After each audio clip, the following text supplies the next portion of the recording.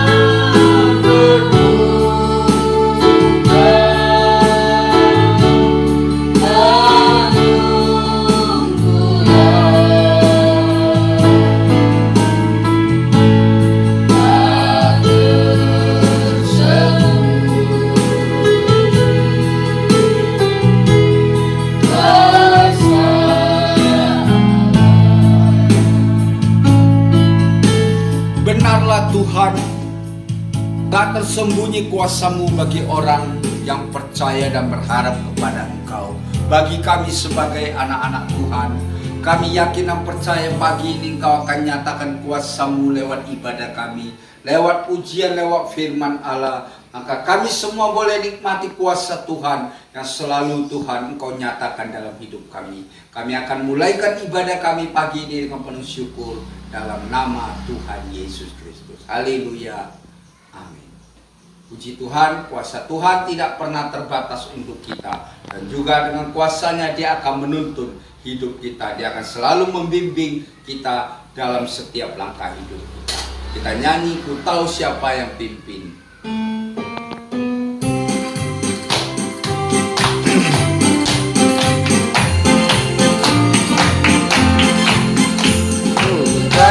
Siapa yang pimpin dari dalam hidupku, selamanya oleh Tuhan dari aku semula. Hadapi dalam sepanjang jalan hidupku, bersandar pada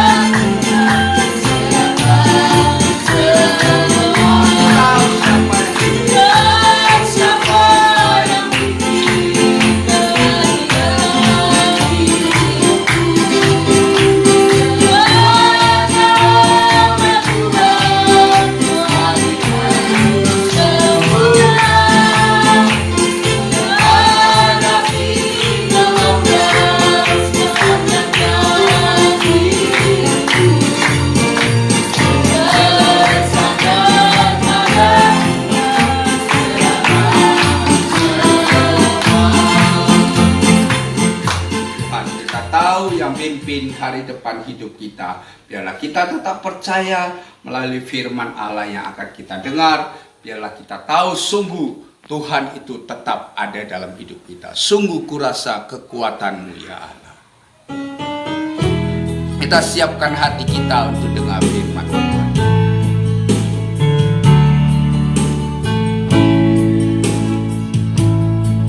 Sungguh kurasa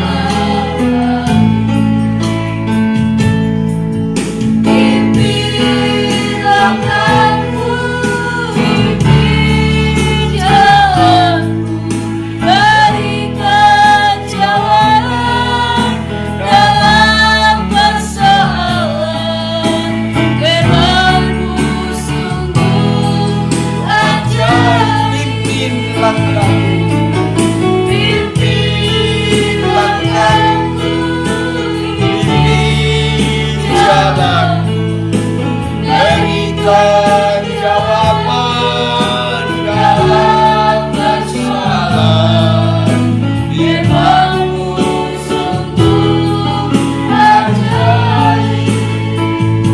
benarlah Tuhan, firman-Mu sungguh ajaib yang kami rindu dengar di pagi hari ini.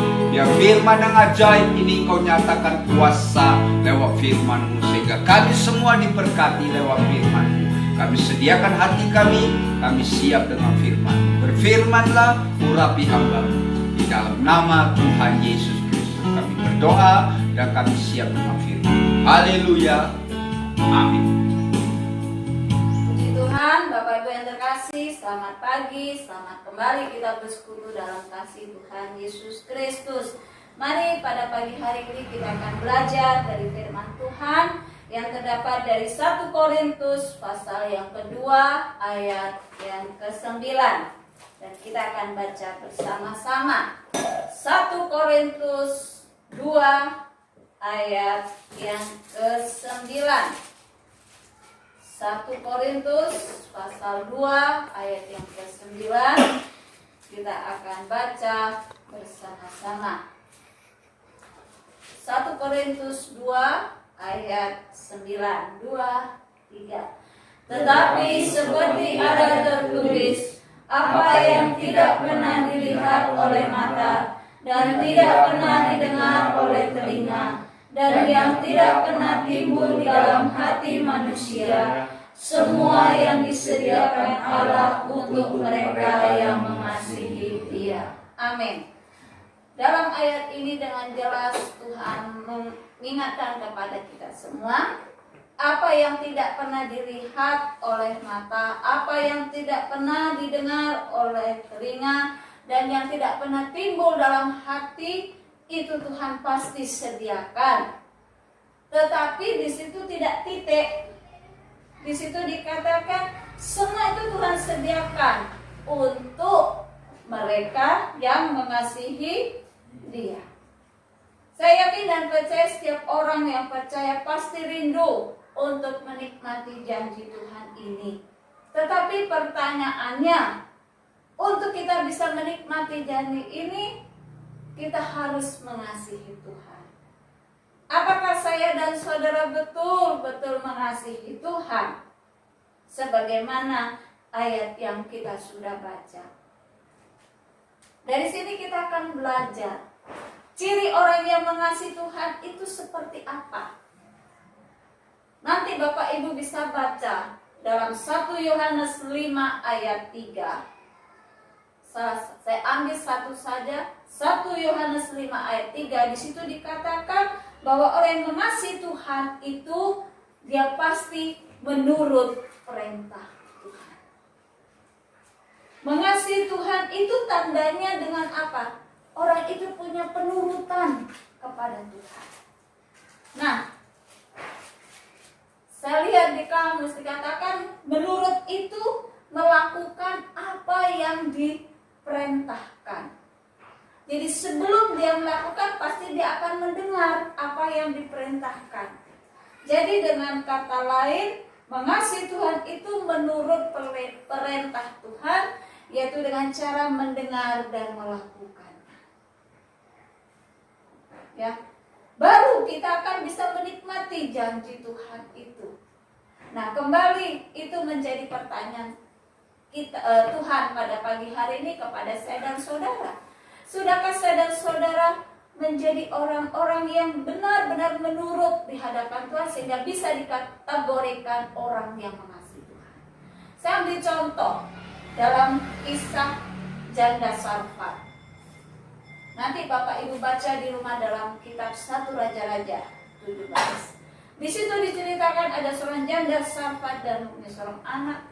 Dalam masa kekeringan ada hamba Tuhan yang datang, yaitu Elia. Elia katakan, bikin aku makanan. Tapi janda Sarfat dikatakan, saya tidak punya apa-apa. Saya hanya punya segenggam tepung dan sedikit minyak.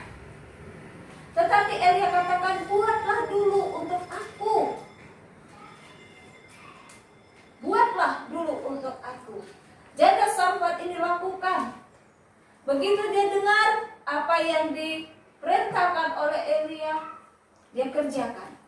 Walaupun setelah itu konsekuensinya dia harus mati karena masa kelaparan, habis dan tidak punya apa-apa lagi. Tetapi sungguh Allah yang kita sembah itu Allah yang hidup. Sebagaimana ayat awal tadi, apa yang tidak pernah dilihat oleh mata, apa yang tidak pernah didengar oleh telinga, yang tidak pernah timbul dalam hati, itu Tuhan sediakan bagi orang yang mau mengasihinya.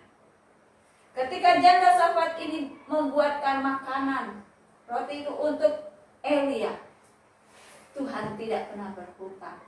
Di ayat 14 dikatakan, tepung dalam tempayan itu tidak habis. Begitu juga dengan minyak. Pertolongan Tuhan itu nyata. Mujizat Tuhan nyata dalam masa kelaparan, dalam masa kesulitan pun Tuhan sediakan. Asal kita mau menurut akan perintah Tuhan.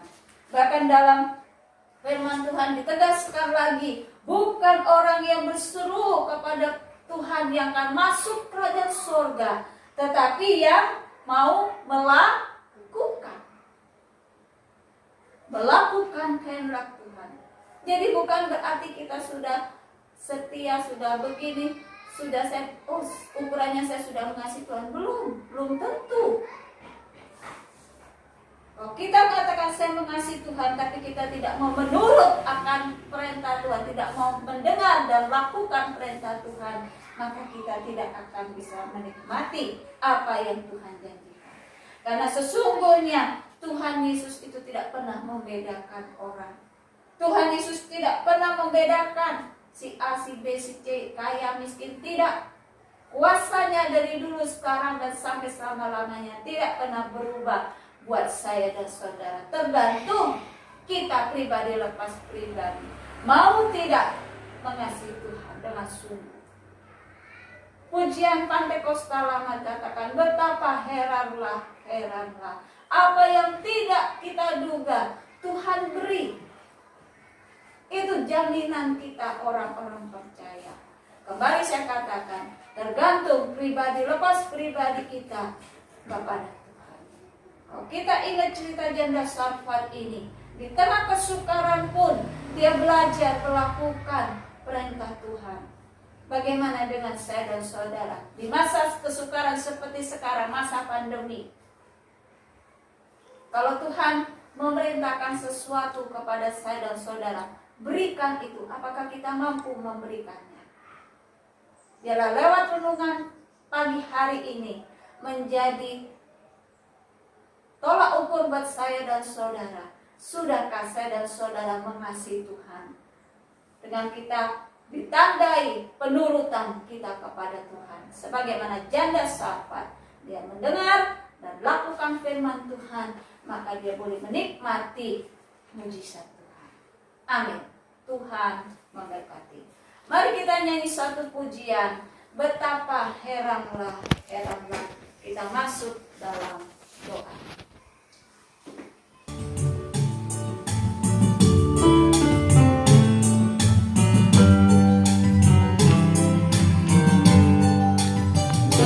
Yeah.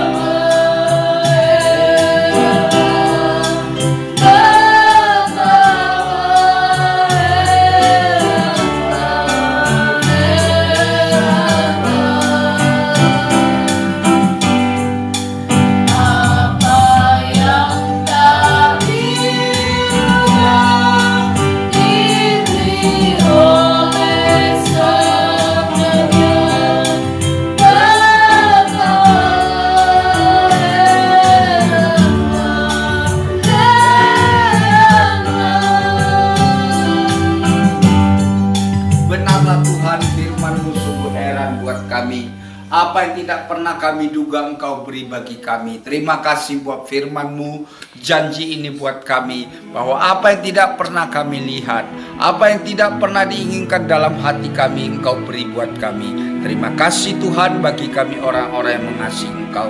Berkati hamba-Mu, berkati kami semua.